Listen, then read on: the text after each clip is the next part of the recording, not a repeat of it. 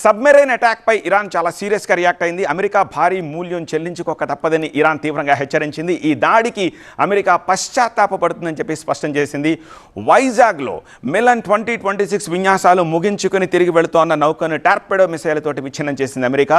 యుద్ధంతో సంబంధం లేని తమ ఓడ, అది కూడా 2000 మైళ్ళ దూరంలో ఉండగా ఈ దాడి జరిగిందని ఇరాన్ ఆరోపిస్తోంది. ఈ ఘటనలో 87 మంది ఇరాన్ సైనికులు చనిపోయారు. 32 మందిని శ్రీలంక నేవీ రక్షించింది. ఈ దాడి ఎలా జరిగిందో ఒకసారి నేను ఈ ప్రజెంటేషన్ ద్వారా చెప్పే ప్రయత్నం చేస్తాను.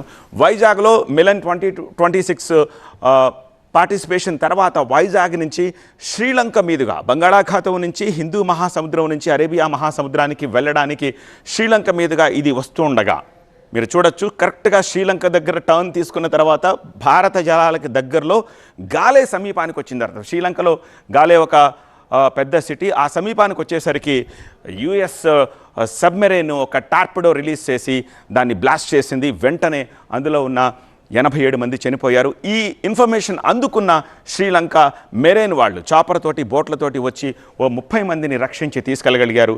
ఆ తర్వాత ఆ నౌక కిందకి మునిగిపోయింది, లోపలికి వెళ్ళిపోయింది. సబ్మెరైన్ టార్పెడో అటాక్ జరగడం, అమెరికా ఇలా చేయడం సెకండ్ వరల్డ్ వార్ తర్వాత ఇదే మొదటిసారి. అంటే ఇక అమెరికా ఇరాన్కి సంబంధించిన సైనికులు ఎక్కడున్నా సరే వదిలే ప్రసక్తే లేదు. భూమి మీద నుంచి, గాల్లోంచి, నీటిలోంచి ఎన్ని రకాలుగా కావాలో అన్ని రకాలుగానే అటాక్ చేసే ప్రయత్నం చేస్తోంది. అయితే ఈ దాడిని ఇరాన్ అంగీకరించట్లేదు.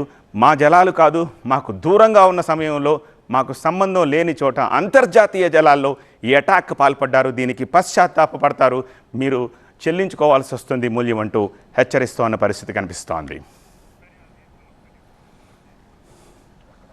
ఓకే, ఇదే మిలన్ 2026 కార్యక్రమంలో వాళ్ళు పార్టిసిపేట్ చేసిన విజువల్స్ ఇవి.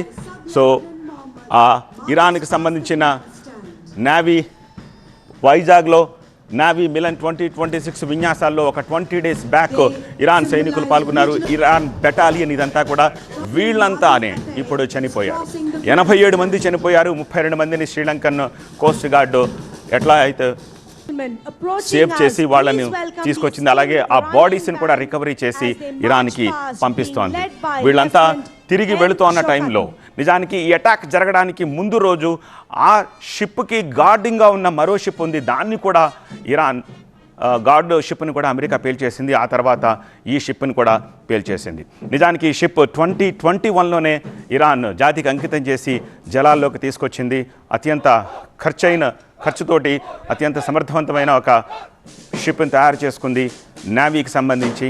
దాన్ని ఇప్పుడు అమెరికా సబ్మెరైన్ టార్పెడో తోటి బ్లాస్ట్ చేసేసి సముద్ర గర్భంలో కలిపేసింది.